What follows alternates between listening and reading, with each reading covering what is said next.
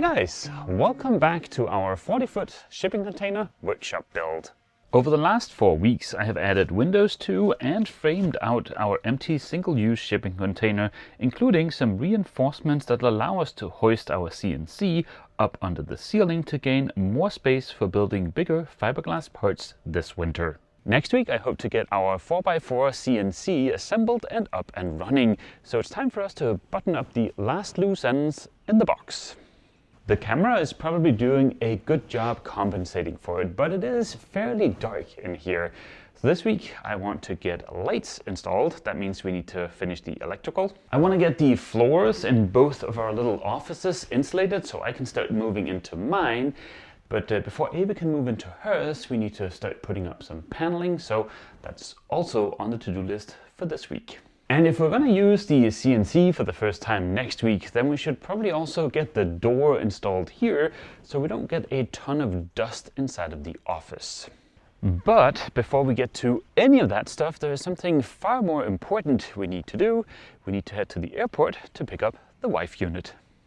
We're gonna take the blue truck because while we are out and about, there is a bunch of stuff we need to pick up. Like for instance, the paneling for Ava's office and also the insulation for the floor. Ava has been in London for the last couple of months taking care of our niece, helping her sister. That's her job, and Ava absolutely adores our niece, so it's fantastic that they get to spend a bit of time together. Of course, that leaves her poor husband somewhat lonesome, dare one even say abandoned. Just kidding, of course. I do tend to get more work done when Ava is not here, but of course it would be really nice if we could get some more time together. We are working towards that, and hopefully in the next few months we can figure something out. We went to all the hardware stores and I think we have everything we need for this video. And look who I found at the airport.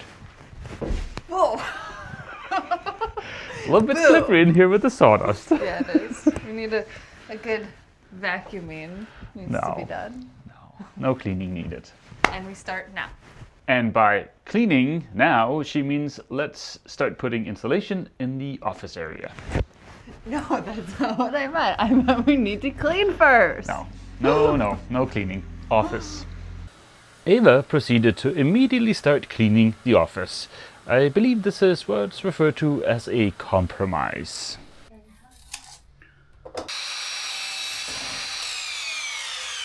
With the floor in the office nice and clean, we could start putting down the furring strips that we'll use to secure our OSB floor too. Each strip got a generous helping of adhesive and then an ungodly amount of nails.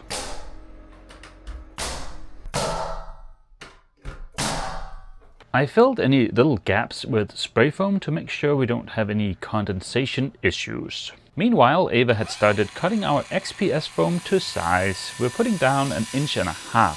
The winters here are fairly mild and we're not going to be living in the shipping container full time. It is just an office.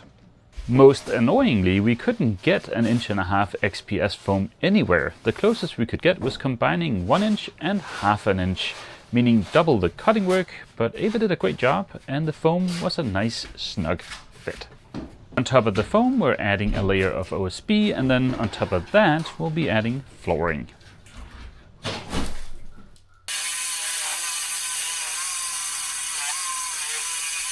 The spray foam was now ready to be trimmed, and I did that using this really cool camping saw that uses standard sawzall blades.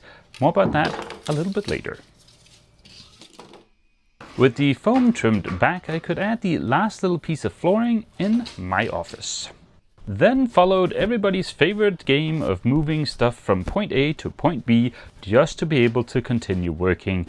At some point, when we get the chance to build a small house, having the 2 shipping containers there for storage is going to be super helpful. Anywho, we repeated the whole process in Ava's office, but this time around I put down the insulation and then let that dictate the location of the furring strips, meaning we didn't have to make any tiny adjustments to the foam to get a nice snug fit. And that is one of the fun parts of DIY. You get to figure out whatever method works best for you. And just like that, we are inside of a giant box completely surrounded with OSB. I think this looks kind of cool. The 1.5 inches of XPS foam under the floor gives us something like an R7, which is less than what's recommended for a house here in North Carolina. But the winters here are pretty mild, and it's not like we're going to be living in here full time. It is just an office and a workshop, and we should easily be able to heat this small space with our 12,000 BTU mini split. Besides, I am more concerned with cooling during the summer than heating during the winter, hence the combination of spray foam and rock wool here in the office area. Before we can start putting up outlets everywhere, we need to put up the paneling in Ava's office. This, of course, is shiplap, also known as the surefire way you can tell somebody has been watching too much HGTV. Or it's a surefire way to know that you are a millennial. And I have been really racking my brain deciding how I'm going to defend my shiplap. Because am I a little ashamed of it? Maybe a little bit. But it's because there weren't a lot of options. I really wanted smooth walls and I was going to paint them, but we can't do drywall because when we have to move the shipping container, there is a potential that the drywall could crack. And it's like, what's the point of doing all that work? And then we were gonna maybe do Luan and paint over that, but then we would still have to deal with all the seams. So this is my solution to that problem. We're gonna be putting them vertical so you won't hopefully be able to see the seams. And then I'm going to paint it. Maybe not millennial gray, but maybe millennial gray because it's shiplap. I mean, I already got shiplap. Might as well just go the whole way and paint it gray. But yeah, it's gonna be good. It's gonna be good. And I know it's not true shiplap. It's faux shiplap, so it doesn't really count. But anyways. Oh, it counts. It's a shiplap of shame. Anyways, it's gonna look great when I'm done with it. But just when you think there's enough shiplap on the walls, we're also putting it on the ceiling. Oh, the horrors. Ah. That's the best solution we could come up with in a short amount of time, and so we didn't have to worry about seaming. It's gonna look good. Okay, it's gonna look good. Don't do shiplap, just say no. Yeah, so. We all know Ava has a screw loose based on her recent paneling choice, but I have 4,491 screws loose. Last week we ran out of drywall screws, and to make sure that never happens again, I picked up this ginormous bucket, and this thing was only like 50 bucks. Besides the awesomeness of just feeling incredibly rich, at least in screws, there's a reason why I picked these up. I want to make absolutely sure we have all of the screws in place on both the ceiling and the walls before we start putting up paneling.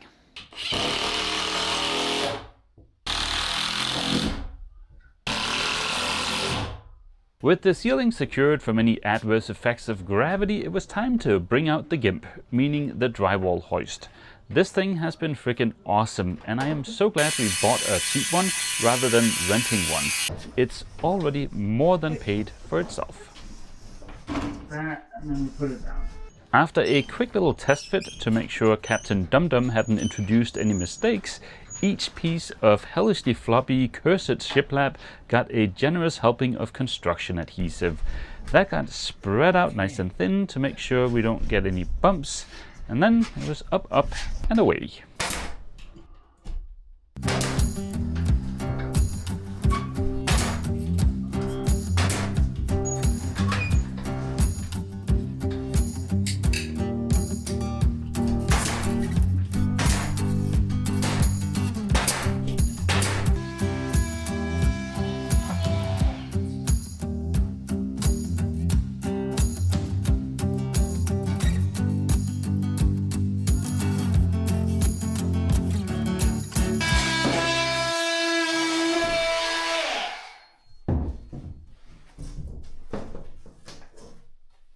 Welcome to the shiplapped she shed. Ta-da! We got all of the paneling up. As you can see, we have little gaps along the floor and the ceiling. Those we're just going to fill with some little offcuts. That's going to get covered by molding anyway, so you won't see those. I was nervous about how the paneling was going to look in here, but as soon as we got the first 2 sheets up, I was sold. I was like, this is going to look so good. And now that everything's up, oh, I love it. It's going to feel nice and cozy in here, and I think it was a good choice. Yeah, this place definitely oozes estrogen. Just wait till we get the scalloped trim up. Mads has been telling me about these lights, and I was like, no, I do not want those like ugly shop lights in here. But seeing them in person, they are really nice, and I think I will be putting these on the ceiling and maybe under my for my work table. Yeah, I don't know, because like the whole point of them was that they wouldn't flicker. Oh, are they flickering? And I just saw like a flicker come across the screen. Well, let us know if you see them flickering, please. Well, I mean, I'll see it while editing, but go ahead and tell us if they're flickering. Also tell us in the comments. But I do like them. I think they're like nice and sleek and would look good. The very last thing we're hoping to get done tonight is to get this door installed between the workshop area and the office area. It's a solid core door. It should do a pretty good job of dampening any noise from out here. We can add some weather stripping to that to make it even better. I've never hung a pre-hung door before, so let's see how this goes. Speaking of doors, this is why we don't want a glass door at the entrance into the shipping container. I'm going to be shooting a lot of video with the CNC, and this direct sunlight is just horrible for shooting video. I'm keeping a close eye on Marketplace, and hopefully we can find some kind of door solution before the winter. Luckily, we already have the door we're going to be using in between the office and the workshop. This is a super cheap, solid core pre-hung door. I think this thing was $120. It is a little bit banged up, but it's nothing a couple of drops of super glue and some paint can't fix. The 2 parts of the frame were held together by a lot of screws and even more of these staples. I had, of course, double and triple checked my measurements, but still, color me relieved when the door fit without any modifications. Alas, Captain Dum-Dum is never far away. He seems to have absconded with the shims I purchased with the door, but after a quick trip to the hardware store the next morning, I was ready to continue. Installing the door was super easy and took all of 20 minutes. I used the shims to get the frame nice and plumb, and then put in a couple of 2-inch brad nails to the frame to help hold everything in place while driving 3-inch screws through the door hinges into the framing. For the door handle on both the outside door and this inside door, we'll have smart locks so that we can easily give other people access if we ever need to. It's a little bit of overkill, but the nerd in me has always wanted a smart lock. But having lived aboard boats now for about 12 years, I've never really had the chance. To finish the door installation, I fired up the oscillating multi-tool and trimmed the shims. Then I could get the other half of the frame smushed in place, and ta-da! We now officially have a way of separating the office area from the workshop area. I left my chisels aboard the catamaran, and to fit the little striker plate, I'll need those, but that's okay. We can swing by and pick those up later today, because we'll also need to pick up a fuse so we can get the lithium iron phosphate batteries connected to the inverter chargers. Ava's busy finishing up in her little she shed, putting up these little strips so that the molding sits nice and flush with the paneling. And while she's doing that, I can get started on the electrical. Now, while Ava is decorating her office with shiplap, I'm going to be decorating with something far more manly. EMT conduit.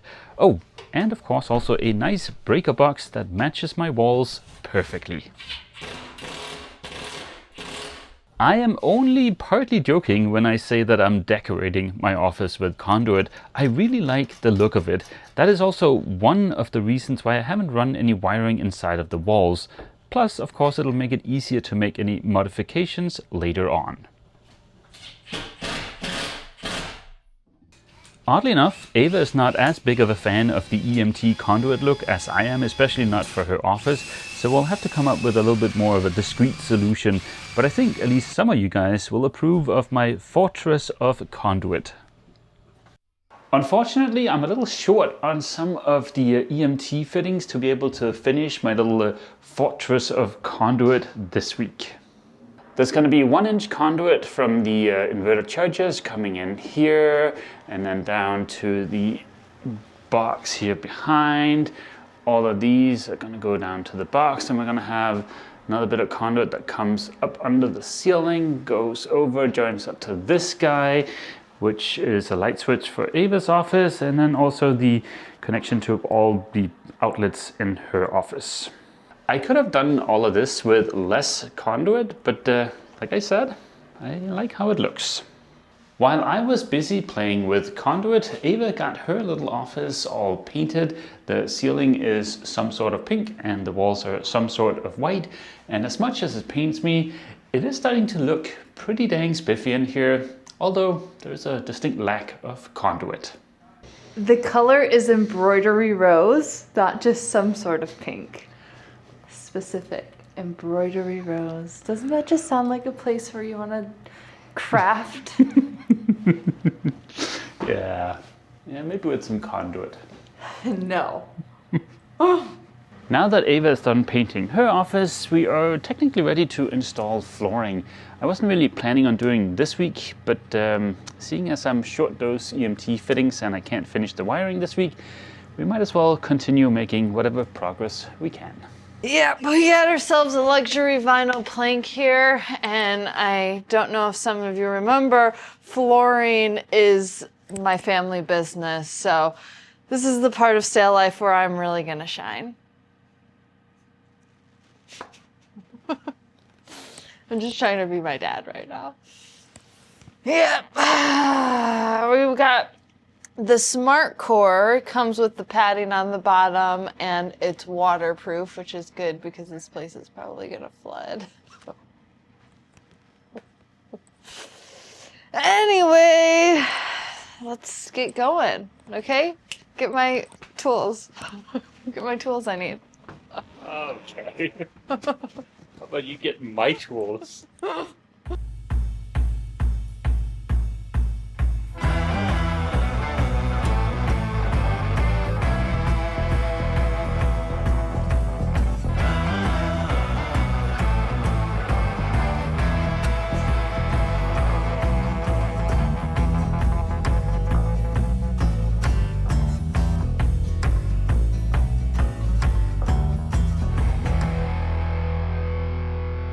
With the new floor installed, I figured now would be a good time to start clearing out some of the boxes in the workshop, because we'll need all the room we can get out there next week for assembling the CNC.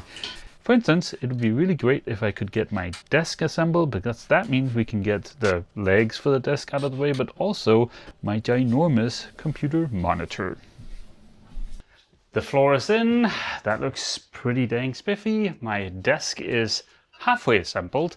To fully assemble it, we need to go pick up the tabletop that I made about, I don't know, a month and a half ago under the catamaran.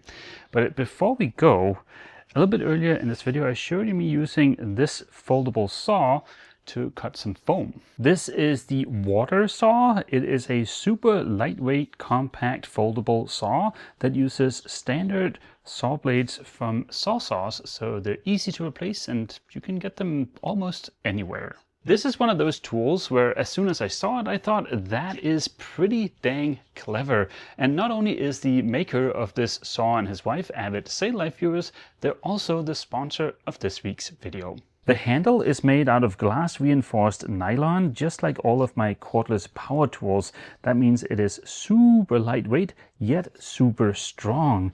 All of the hardware on the saw, meaning this little fastener here and the nut on the back, are 304 stainless, so they should survive a long time even in a marine environment. Swapping out the blade with a standard Sawsaw blade is easy. You just undo this little fastener here, remove the blade that's in there, and then line up your new blade with the little hole and add back the little fastener, and just like that, you have a foldable saw now with a metal cutting blade. Having the blade not only be removable, but also compatible with almost any Sawsaw blade on the market is really clever, and it opens up the possibility of using a whole bunch of different styles of blades. Some of our best memories from cruising is having bonfires on beaches with friends, and for an occasion like that, the water saw would be absolutely fantastic to have on the boat. It is lightweight and hardly takes up any space at all. If you are in the market for a foldable saw, I would highly recommend you check it out. And if you decide to get one, know that you're also supporting a small business run by fellow Sail Life viewers. With Christmas right around the corner, as soon as Mads showed me this, I was like, dang it, this would have been the perfect stocking stuffer for him. But don't you worry, if you go to warder.com, you can get one for your DIY sailor, or you know what, just get one for yourself. We swung by the catamaran and picked up the tabletop for the office desk. And that means I can unpack this thing, which I've been looking forward to for weeks.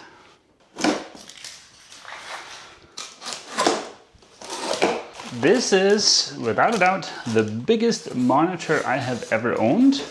I've always had like 2 monitors, but this will be the same size, just combined into 1 monitor.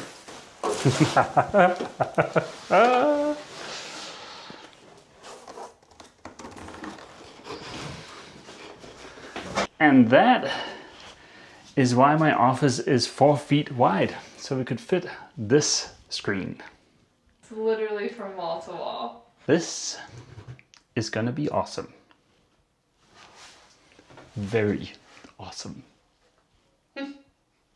Now the FedEx guy was here earlier today, but apparently he couldn't find us, so he didn't drop off the 80/20 extrusions for the CNC table, but according to the note, they'll try again tomorrow. And that's great news, because next week is gonna be putting together the CNC, which will require the 80/20 extrusion frame. So yeah, exciting stuff next week. After next week's video with the CNC stuff, I think we'll finally be ready to get back to boat work and actually make some progress on the catamaran. I know everybody's excited about that. Yeah, as am I. The box has taken a little bit longer than expected, but yeah, at least... It'll be good to have done. Yeah, and we need somewhere to Yeah. work this winter, so yeah. But that is going to be the end of this week's video. Hope to see all you guys back here inside the box next week for some CNC fun.